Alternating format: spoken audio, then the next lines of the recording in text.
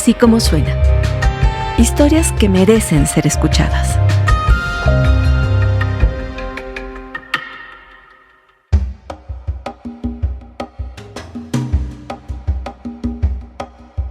Nayib Bukele se ha convertido en un personaje de fama mundial.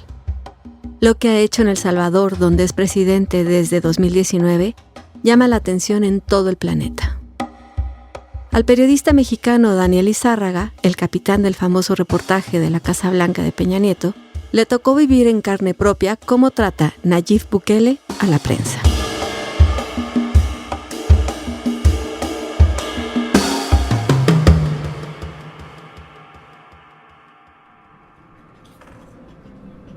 Conocí a Carlos Dada alrededor del 2009, cuando fui a El Salvador para compartir las experiencias del periodismo en México con la ley de transparencia puesta en marcha años atrás. Carlos Dada era desde entonces el director del Faro, fundado en 1998. Nunca imaginé que en noviembre del 2020 me ofrecería ser jefe editorial del Faro.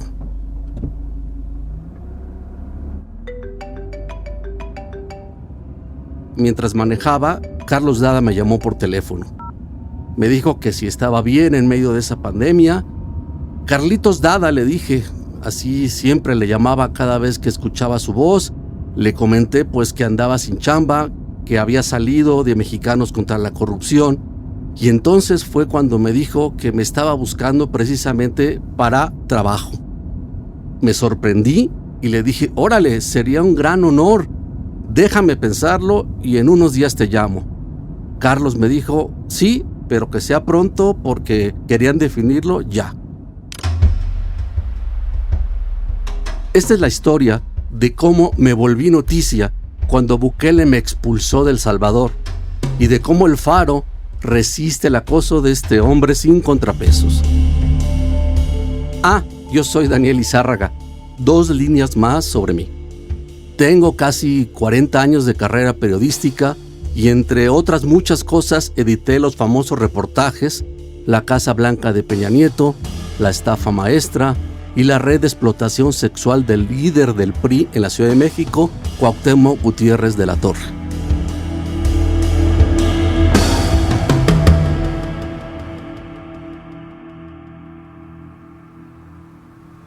Es domingo 28 de febrero del 2021.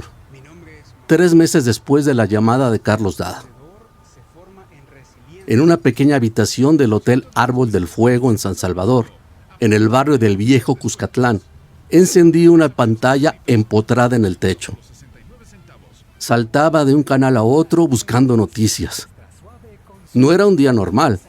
Habría elecciones para la Asamblea Legislativa. Y lastimosamente tampoco podemos confiar en los medios internacionales y les voy a dar un ejemplo. Había llegado a El Salvador unos días antes. Desde el trayecto del aeropuerto al modesto hotel donde me hospedaría, vi enormes espectaculares con la letra N sobre un fondo cian, ese color entre azulado y verdoso. Bukele buscaba apoderarse de la Asamblea Legislativa a través de su partido, Nuevas Ideas. La letra N era el símbolo del oficialismo y, obviamente, también remitía a Nayib. ¿Esto está permitido? ¿Cómo es posible que las autoridades permitan algo así? Me preguntaba mientras seguía en el hotel. Si estos sinvergüenzas no aprueban esta semana el Plan Control Territorial, nos volvemos a convocar aquí el domingo, le volvemos a pedir sabiduría a Dios y le decimos, Dios, tú me pediste paciencia, pero estos sinvergüenzas no quieren trabajar para el pueblo. Bukele, experto en agitar las redes sociales, ha creado una situación que según algunos quiebra el orden constitucional, pero en la que cuenta con el apoyo firme de sus seguidores. Y no pueden contra el pueblo, definitivamente ellos nos fallaron y pues aquí estamos en lucha de pie con nuestro presidente. Es una locura, pensé mientras me alistaba para salir rumbo al Museo del Arte, donde el Faro montó un pequeño estudio de televisión y una redacción ambulante para cubrir las elecciones. En el trayecto vi que sobre las glorietas y las calles se hacía proselitismo, incluso a unos cuantos metros de las urnas. De hecho, la gente ondeaba banderas del recién creado partido Nuevas Ideas y lanzaba consignas a favor de Bukele, no de los candidatos a la Asamblea Legislativa. Y esto también se vale. En cuanto pude, le dije con azoro a Sergio Arauz, el jefe de información del Faro, lo que vi en la televisión y en las calles. Sergio sonrió levemente. Pues aquí así es la cosa. Lo de la gente cerca de las casillas está permitido. Sorprendido le dije, en México esto sería suficiente para anular la elección. Sergio estaba sonriendo y me dijo, tranquilo con eso y pues, bienvenido a El Salvador. En la redacción, los y las colegas del Faro dibujaron sobre una pizarra las expectativas de cada uno sobre cómo quedaría la nueva asamblea. Todos pusieron por delante a Nuevas Ideas, pero nadie pudo calibrar el tamaño de la derrota para la izquierda y el derechista Arena. La noche de aquel domingo, incluso antes de que el resultado se hiciera oficial, estalló la alegría en las calles de El Salvador. Hubo juegos pirotécnicos y las puertas de cristal en el museo retumbaban por el sonido de los cuetones. Bueno, pues a darle, dijo Carlos Dada en medio del ruidero mientras se encendía una computadora para escribir la nota principal que aparecería esa misma noche. Yo miraba cómo aporreaba las teclas. Bukele gana la Asamblea Legislativa. Fue el título elegido que, sin adjetivos, lo decía todo. Nuevas Ideas tendrá mayoría calificada para ser imparables. Es una victoria sin precedentes en la vida democrática del país, rezaba el epígrafe de aquella noticia. Ya de madrugada, mientras trataba de conciliar el sueño, inquieto por un calor sofocante, recordaba una noticia que vi en internet mientras esperaba mi vuelo a San Salvador. El 10 de febrero del 2020, Bukele irrumpió en la Asamblea Legislativa, arropado por militares con fusiles de asalto, para protestar porque los diputados no le aprobaban un préstamo de $109 millones solicitado ante el Banco Centroamericano de Integración Económica para financiar su plan contra las pandillas. Como si estuviese en su despacho, Bukele se sentó en la silla reservada para el presidente parlamentario. Antes de hablar, cerró los ojos y acercó las palmas de las manos hacia su cara. Estaba rezando. Luego dijo que estaba ahí por derecho divino y ordenó el inicio de la sesión. No pudo conseguir su objetivo. Solo estaban presentes 20 de los 84 diputados. Bukele, enfurecido, salió a la calle donde lo esperaban cientos de personas, con los militares armados a su espalda, agitando el brazo derecho, golpeando el aire caliente, llamó a concentrarse de nuevo el siguiente domingo, y si no aprobaban su plan, habría una rebelión. Estaban ahí reunidos, les dijo, apoyados por Dios. Y no me importa lo que digan los organismos internacionales, que vengan a proteger a nuestra gente, que vengan a llevarse a sus pandilleros. Además, Bukele anunció que quiere construir una prisión de máxima seguridad para 20,000 reclusos. De eso y más es capaz este tipo. Eso que había pasado a principios de mes parecía hacer más sofocante el agobio dentro de mi cuarto de hotel, donde un ventilador de techo solo revolvía el aire caliente. En un buen día, la temperatura en San Salvador oscila entre los 30 y 33 grados centígrados. Como me había advertido Óscar Martínez, el otro jefe de información, en El Salvador solo hay dos climas, calor y calor con lluvia. Tenía razón, cuando hay chubascos sobre el ardiente pavimento, uno se siente como en baño María.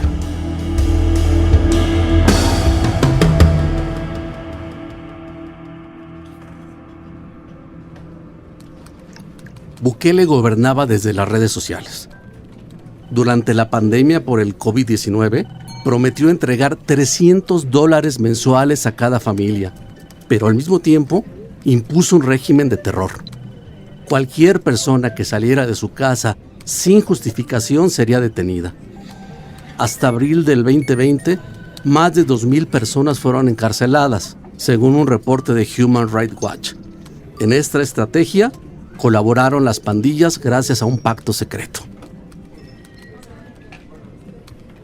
Mi rutina en los primeros días en El Salvador se dividía entre empaparme de la forma en que operaba la redacción del Faro y dedicar tiempo a los trámites migratorios.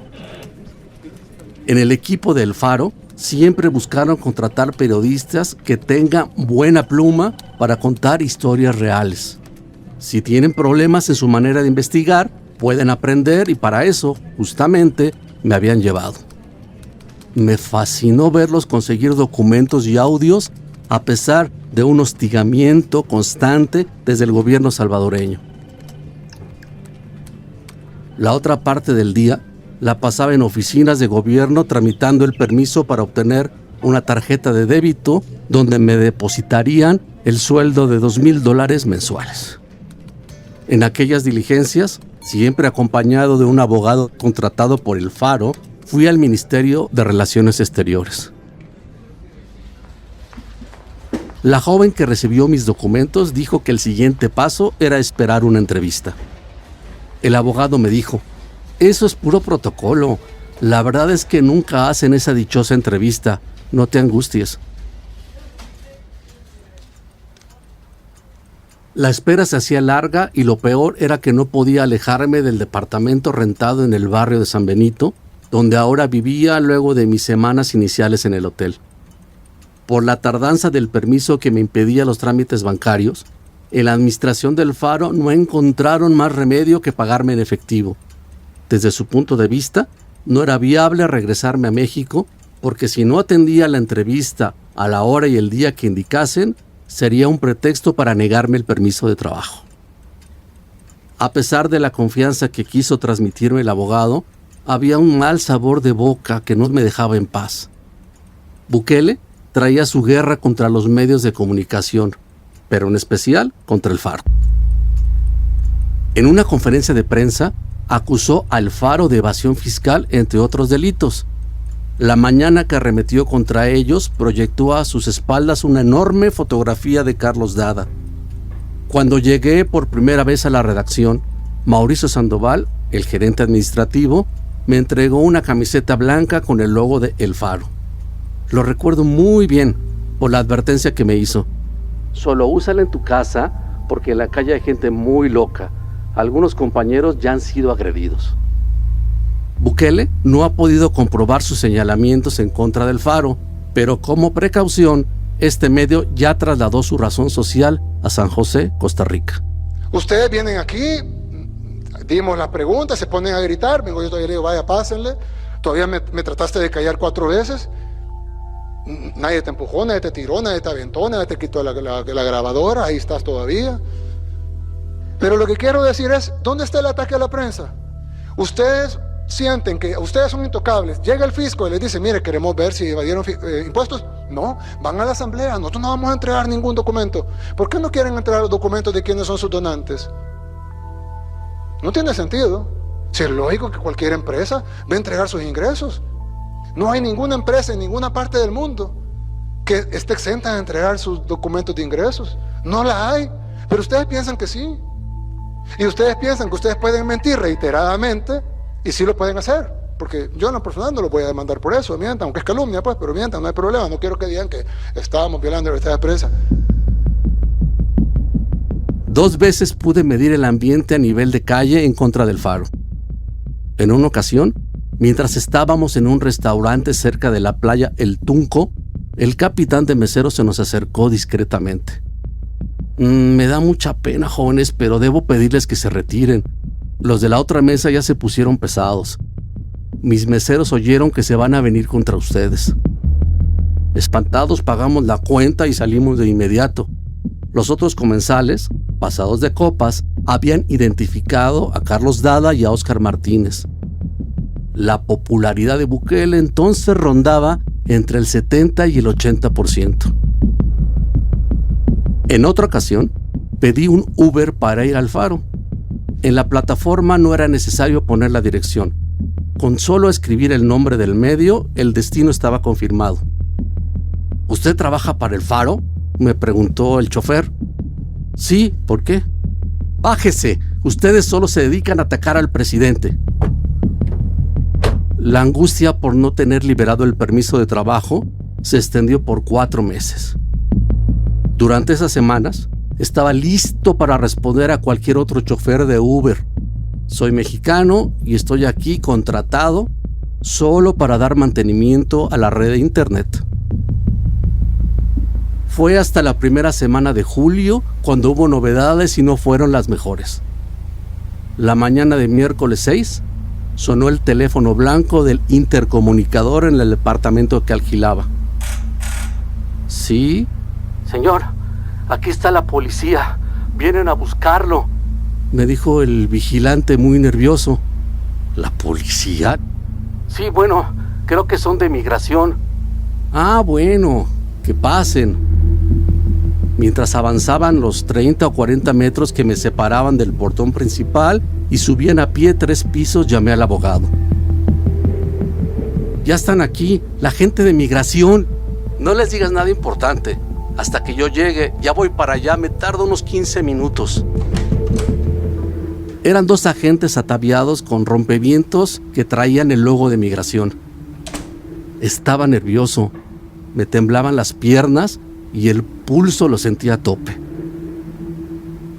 Apenas se sentaron, lanzaron una batería de preguntas incesantes. ¿Qué tipo de trabajo vas a realizar? ¿Tienes alguna identificación de periodista expedida por tu país? ¿Cuál es tu especialidad? ¿Política? ¿Cómo estás viviendo acá? ¿Recibes salario? ¿Cuánto? ¿Cómo te pagan? ¿Desde cuándo? Usted hace investigaciones, ¿verdad? A la distancia me alcancé a dar cuenta que constantemente revisaban unas hojas blancas con líneas en tinta negra. Y siguieron las preguntas. ¿Tiene comprobantes del pago de la renta? ¿A nombre de quién está? ¿Cómo lo consiguió? ¿Quién le ayudó? Más que una entrevista, aquello era un interrogatorio judicial. Cuando llegó el abogado, prácticamente habían acabado conmigo. Nuestra estrategia era que la entrevista se hiciera en el despacho de la firma que había contratado el Faro. Nos sorprendieron. Fue una emboscada. Un día después, recibí una llamada del Ministerio de Relaciones Exteriores. Al otro lado de la línea, una señorita me dijo que debía ir a las oficinas para recibir una notificación. Colgué y le llamé al abogado. Me llevé otra sorpresa en medio del desastre. No estaba disponible. Horas antes, su papá se había muerto de COVID-19. Yo no estaba vacunado. En El Salvador había iniciado la campaña para atender a la gente, pero sin el permiso de trabajo era inútil presentarme. Tampoco podía viajar a México porque estaba esperando la entrevista. La misma señorita me volvió a llamar.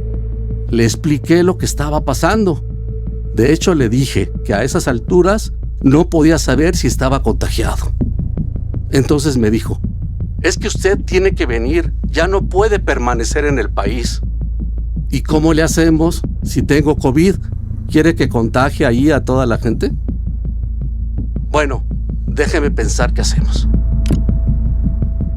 Llamé a Carlos Dada, luego a Mauricio Sandoval, el gerente administrativo del Faro, y también al Consulado de México.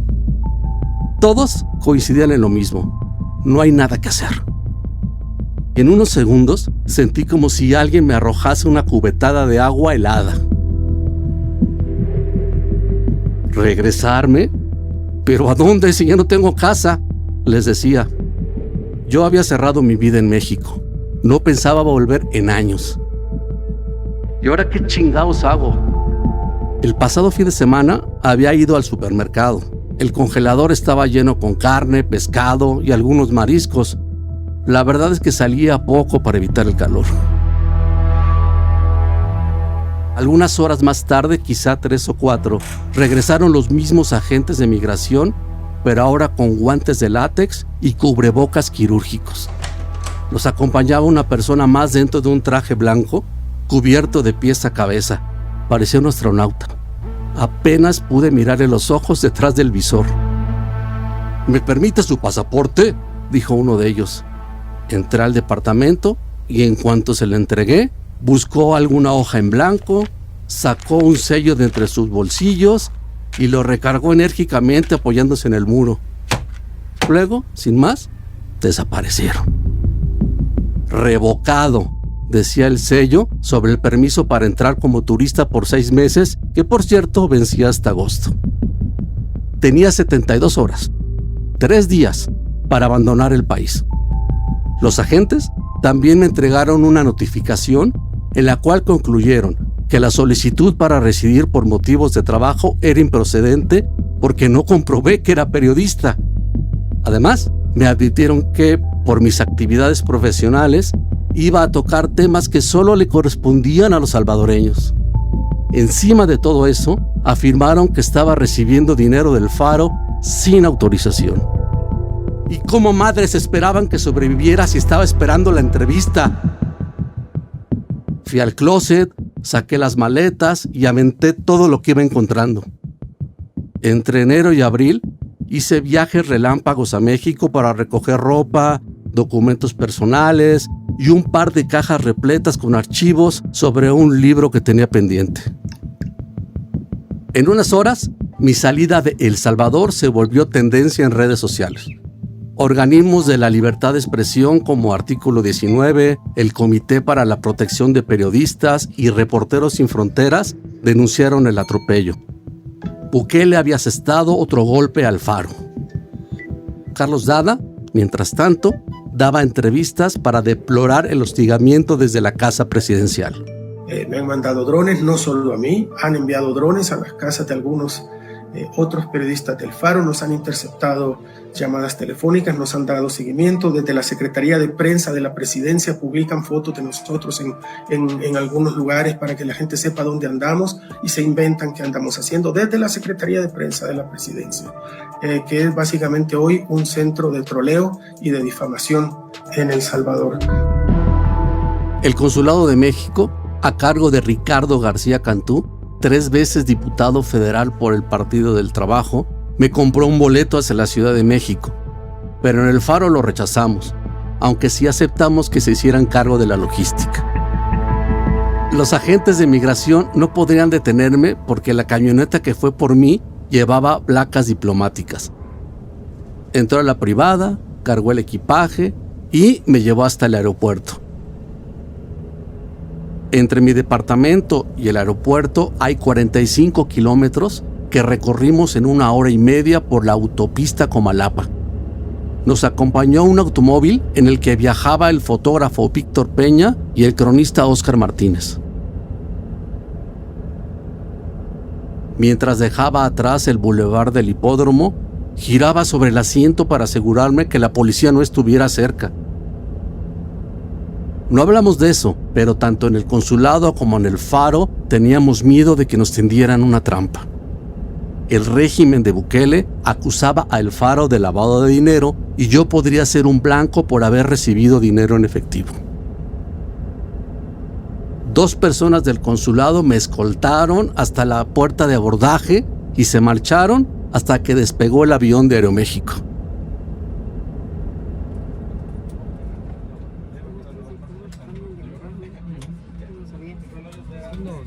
Aún sentado en el avión tenía miedo de que una de aquellas personas vestidas con chalecos amarillos detuviera el vuelo. Fue hasta que escuché el anuncio cuando pude recuperar la calma. Mientras volaba escuché a unas personas sentadas detrás de mí conversar sobre la noticia del momento.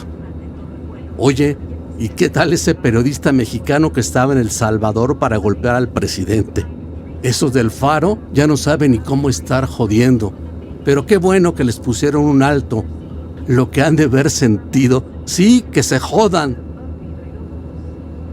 Yo cerraba los ojos y hacía esfuerzos para concentrarme como si no estuviera oyendo.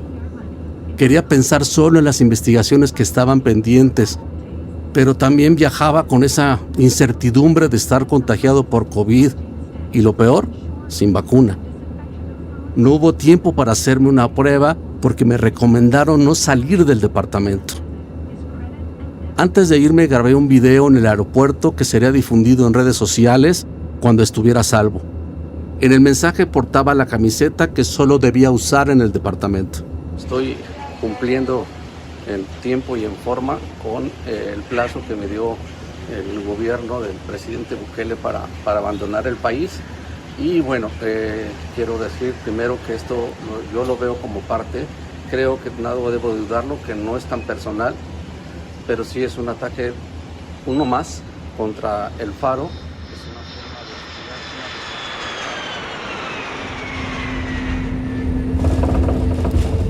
Es la noche del jueves 8 de julio del 2021. En cuanto el tren de aterrizaje tocó una de las pistas en la Terminal 2 del aeropuerto de la Ciudad de México, saqué mi teléfono, aún con número salvadoreño. Había decenas de mensajes enviados por familiares, amigos, colegas y medios de comunicación que me pedían una entrevista. Y en otras cosas, el miércoles te damos cuenta en este espacio de que el gobierno de El Salvador había ordenado la expulsión del periodista mexicano Daniel Lizárraga. En Twitter, decenas de mensajes protestaban por mi expulsión, pero muchos más festejaban la orden de Bukele. Desde mi llegada a San Salvador había leído cómo me tildaban de drogadicto, alcohólico y hasta violador tumultuario.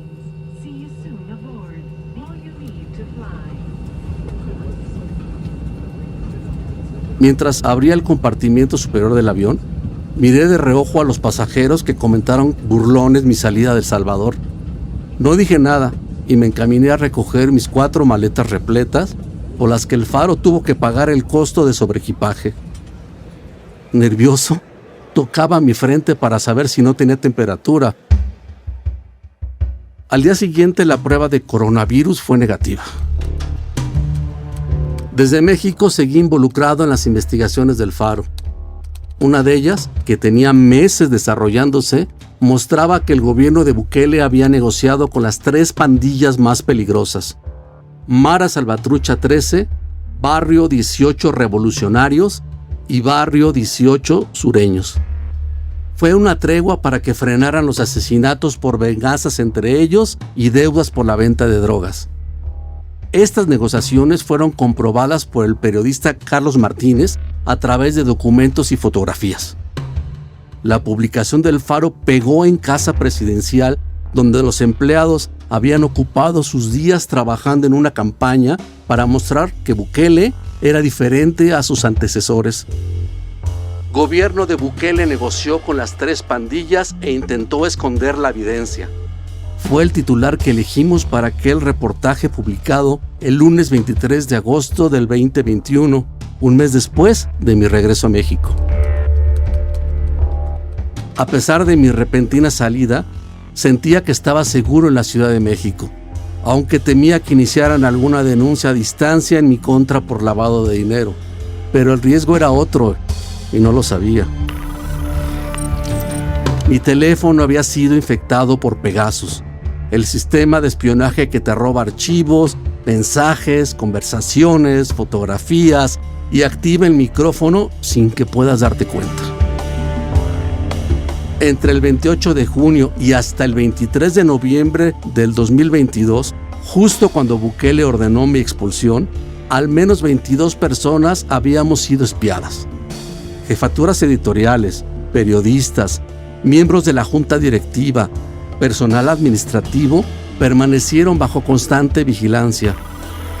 En total, nos pincharon 226 veces.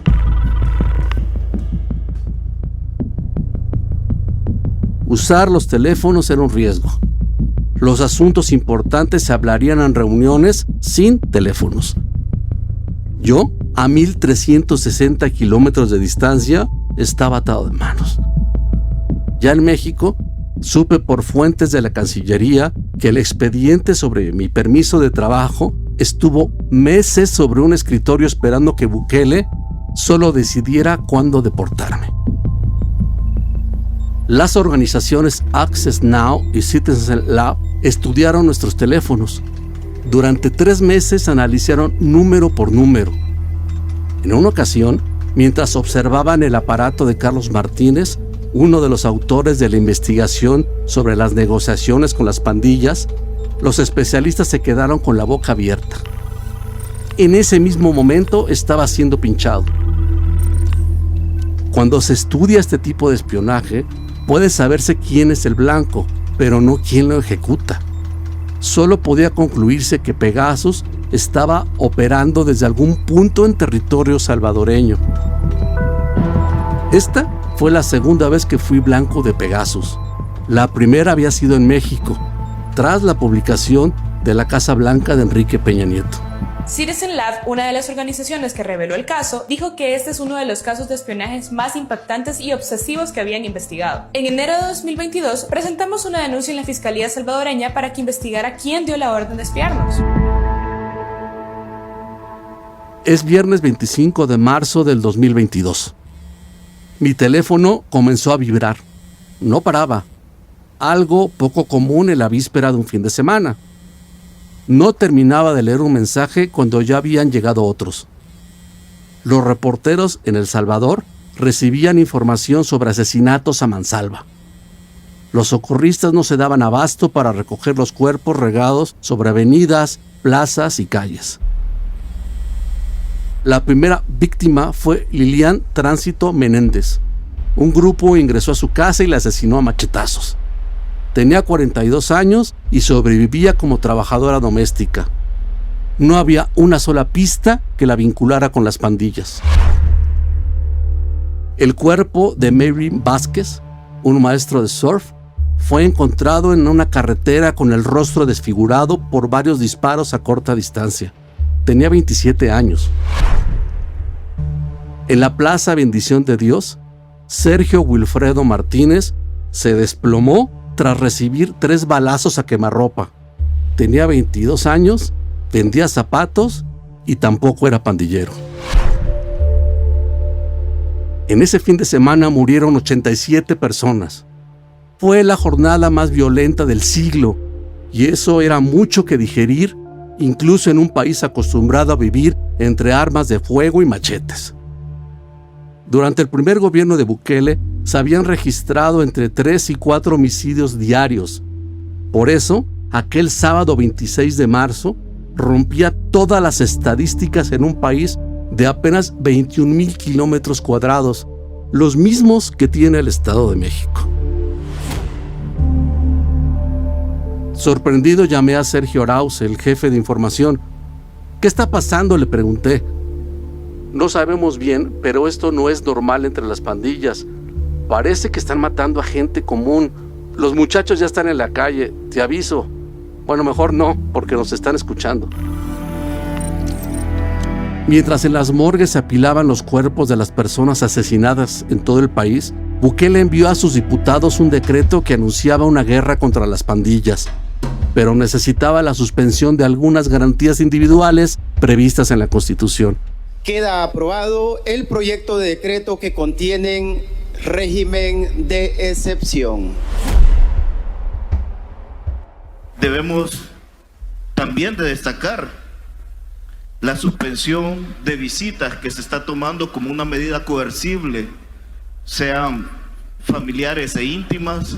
Carlos Martínez, uno de los periodistas más experimentados en cubrir la violencia, cargó con la mayor parte de la cobertura sobre aquella masacre en marzo del 2022. Fueron meses de buscar información. Su olfato le decía que algo estaba muy chueco.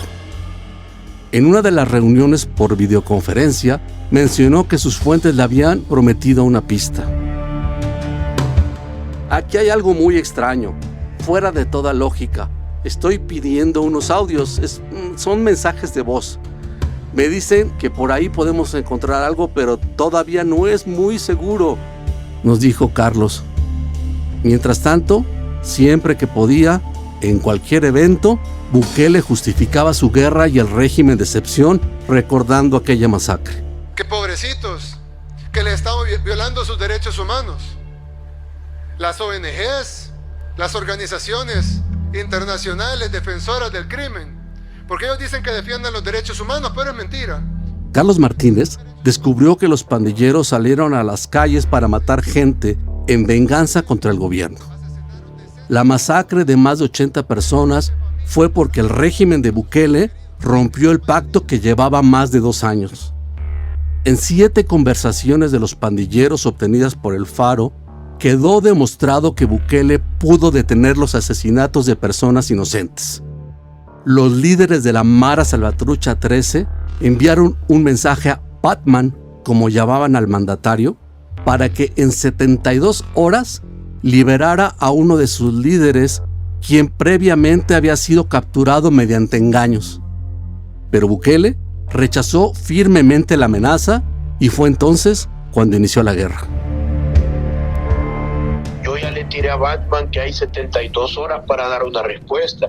Él no se lo tomó a bien, se lo tomó a mal, como que viendo que no me anden amenazando y no sé qué va.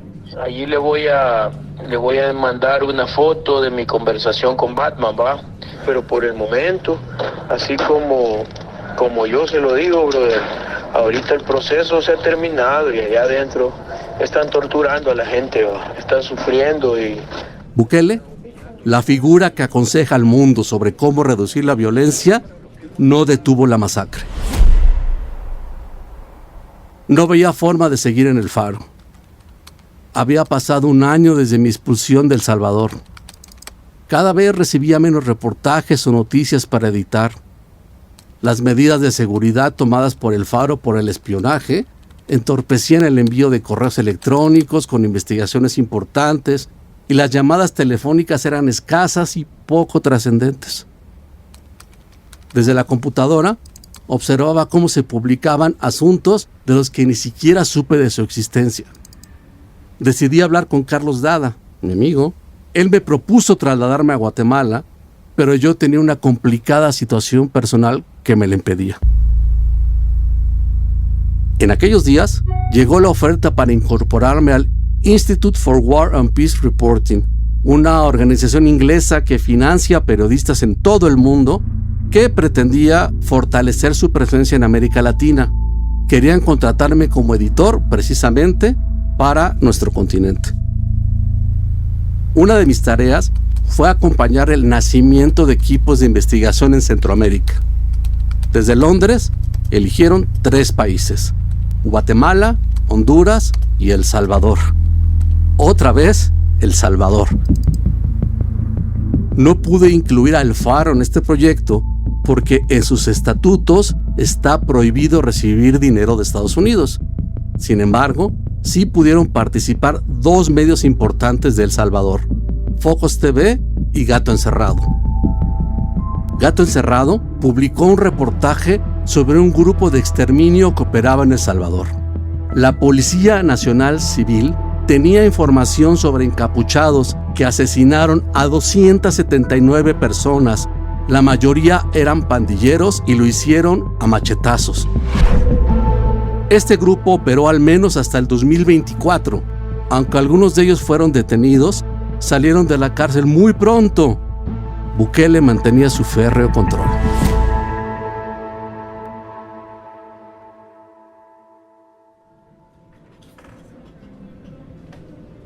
Es miércoles 30 de abril del 2025. El Faro afina detalles de un trabajo que sacudirá al gobierno. 2 pandilleros revelaron que también pactaron para convertir a Bukele en el alcalde de San Salvador y luego en presidente. Carlos Cartagena, Charlie, un ex líder de la facción Revolucionarios del Barrio 18, confesó que cobraron $250,000 y pidieron visitar a sus homies en prisión a cambio de votos, incluyendo a Sánchez Serén, quien sería presidente en el 2014. Ambos eran candidatos del Frente Farabundo Martí de Liberación Nacional, el FMLN. Teníamos que influir, pues, familias, amigos, vecinos, general. Hey, hay que votar por ya saben, o sea, dar una directriz, o sea, concreta, pues. Y como acuérdense de que en cada centro de votación se sabe, pues, quién ganó, ¿va? O sea, si dicen, en la IBU ganó Arena, hay problema. Entonces en la IBU tenía que ganar el FMLN. Y así en distintas comunidades, en cada una de las comunidades, pues se llevaba ese tipo de control, ¿va? Que ellos mismos eran los encargados de difundir, pues, decirnos, vamos bien o vamos mal. Pues. Sánchez Serén rompió la tregua y desató una persecución contra pandilleros. En el 2015 hubo 106 homicidios por cada 100,000 habitantes. En medio de esta guerra, la MS-13 y el Barrio 18 mantuvieron a flote el acuerdo con el entonces alcalde capitalino, Nayib Bukele, quien los recompensó con puestos en la remodelación del mercado Cuscatlán e incorporó a sus familias en programas sociales. Las pandillas supieron que Bukele buscaría la presidencia de El Salvador. Los seguidores de Bukele en X superan a la población de El Salvador. 7.6 millones de personas reciben a diario sus mensajes, mientras que la población salvadoreña apenas llega a los 6.3 millones de habitantes. El pasado viernes 2 de mayo, Bukele lanzó un mensaje tras la publicación de las entrevistas hechas por El Faro sobre los añejos nexos entre el hoy mandatario y las violentas pandillas. Está claro que, en un país en paz, sin muertos, sin extorsión, sin sangre, sin cadáveres todos los días, sin madres llorando por sus hijos, no es rentable para las ONG de derechos humanos, ni para las élites, ni para Soros. Y su problema con El Salvador no es solo que les hizo perder su negocio acá, sino que se está convirtiendo en un ejemplo para los demás países, que sí se puede vencer al terrorismo, que sí se puede vivir en paz. Entonces mi pregunta es, ¿por qué el Faro no ha cerrado? Si la nueva política de Open Society es obligar a sus financiados, como El Faro, Factum, Gato Encerrado y Focus, que son los 4 medios financiados por Soros, si en Guatemala tienen que renunciar porque dicen que los están obligando a una línea editorial, ¿qué pasa con ustedes? En una reciente gira por Costa Rica, por vez primera Bukele reconoció que su gobierno ha liberado a 7,000 inocentes capturados durante la guerra contra las pandillas.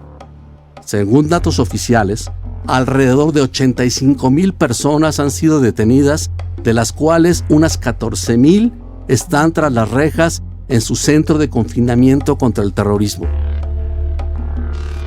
Después de todo esto, lo único cierto para mí es que mis colegas de El Faro van a seguir denunciando los pactos secretos de Bukele con las pandillas y también las violaciones a los derechos humanos en el territorio salvadoreño.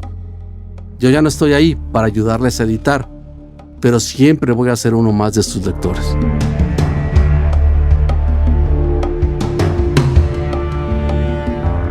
Así como suena es una producción de Puro Contenido. La dirección editorial es de María Scherer y Carlos Puch. La producción ejecutiva de Giselle Ibarra. En nuestra mesa editorial están también Galia García Palafox y Salvador Camarena. El diseño sonoro es de Hugo Santos Quevedo, la música de Patricio Mijares y la edición de Alonso Ávila. Te invito a escuchar todos nuestros podcasts en asicomosuena.mx o en cualquiera de las plataformas donde tú prefieras escuchar tus podcasts.